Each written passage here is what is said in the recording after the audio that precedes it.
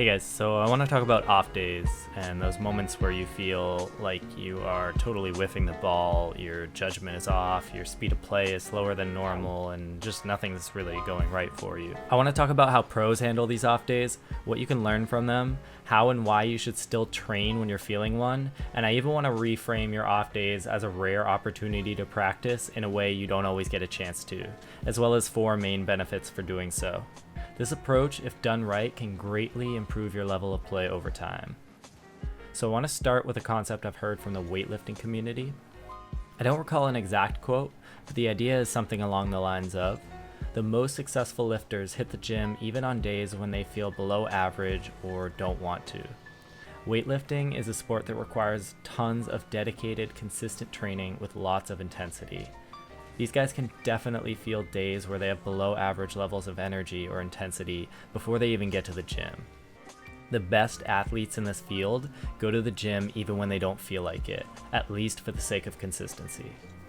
They realize that a bad training session is still drastically better than no training session. This is because they know that progress comes from consistency, and also that how they feel now doesn't always carry into how they'll feel later. So they just get in there, start at a lower intensity if they need to, and try to push up from there. What I found absolutely fascinating about this, though, is that it's actually not uncommon to hit new personal records on days where you felt off to start and were just training for consistency's sake. In fact, in the right light, off days are actually an incredibly useful tool for your training, and I want to go over the 4 main reasons for this. Number 1 is less pressure. Like I said before, it's not uncommon for lifters to hit new personal records on their supposed off days.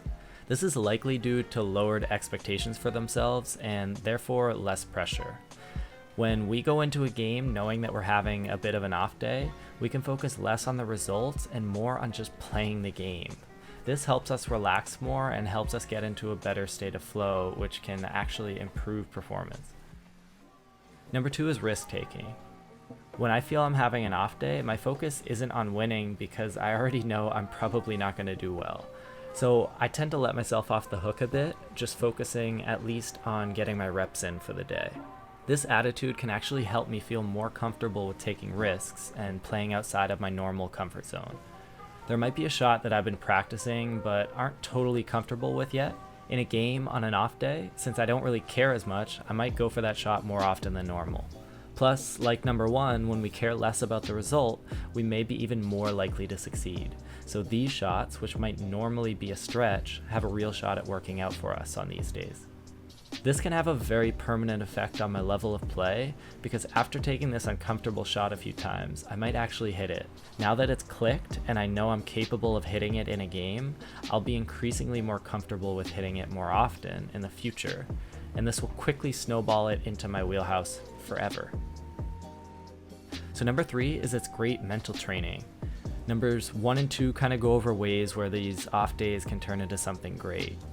When that doesn't happen, these off days can be extremely frustrating. It can be really easy to let that frustration further hurt your performance or cause you to stop practicing altogether. Learning how to deal with that frustration is one of the most important things any athlete can do. Off days are the only time where you get a chance to practice dealing with this type of frustration in game, since obviously you're unlikely to get upset when you're playing well. So be grateful for it and use it to your advantage. Number 4 is learning intense pro level consistency. Before I get into it, I genuinely want to help players out with this information. So if you made it this far, just so I know if you found it helpful or not, how about commenting that nerd glasses emoji guy if you liked it, and if you didn't, then you can put the vomiting emoji guy, and also tell me why you didn't like it.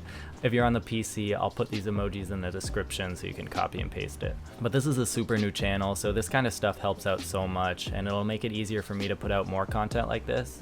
I already have a lot of topics and ideas written out, and I'd love to make more videos about them if people are interested. So anyways, I've always said that what makes the best players the best is not that they don't have off days, but rather that when they do, they know how to deal with it better than anyone else. Obviously, if a pro has an important match today but is feeling off, they still have to play. They can't just ask for a delay, they must develop methods to overcome these mental barriers or tweak their play style by either playing a bit safer or for some by playing a bit more aggressive until they get into their comfort zone again. This skill set leads to extreme consistency and is one of the biggest factors that I see which separates the good from the great and the professionals from the amateurs. So guys, when you're feeling an off day, train anyways. Try to go into it with no expectations. Start at a lower intensity if you need to and see how much you can push it. Try to figure out tweaks you can make to your play style or mindset which may help you get back into a rhythm. For some, this may mean playing a bit safer or more aggressively.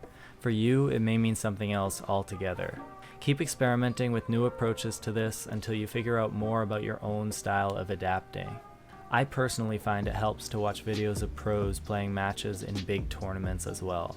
The high level of play and tense competitive environment gets me super hyped, and I often start playing well again. See these off days as a new potential opportunity, be grateful for them, and see if you can learn something new from them. I guarantee you that this mindset shift will improve your quality of practice and your level of play over time.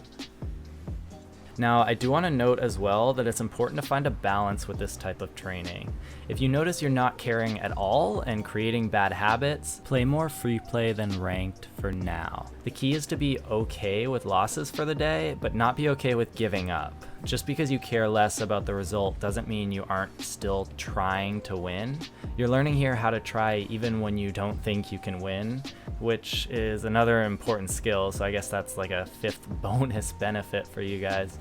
You want to play to the best of your ability, whatever that level may be for the day. This will help minimize any possible negative effects. So this video is the first in a series where I want to share some of my knowledge on lots of different things I've learned over the last 8 years or so of coaching tennis professionally, as well as doing sports psychology training sessions and Rocket League coaching. I want to address topics that have related to myself as a player, as well as common issues or pain points I've seen with other players. Different stuff relating to learning efficiently, practice habits, motivation, mental toughness, etc. I hope you guys enjoyed this. If you have any topics or specific questions you'd like me to address, feel free to leave a comment. I'll respond to all questions in the comments. I also post Rocket League practice topics and drills every Monday on the website, flowstategaming.com, and I'll be doing these in video format soon as well.